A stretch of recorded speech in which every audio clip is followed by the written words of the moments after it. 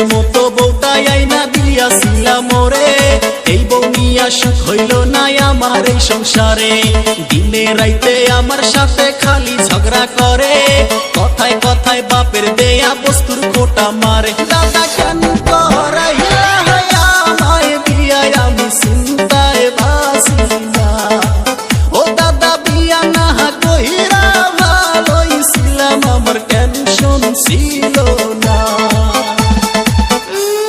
খালি নিজের ডাই কইলো, নিজের ডা মসমসা পরের ডা উত্তা।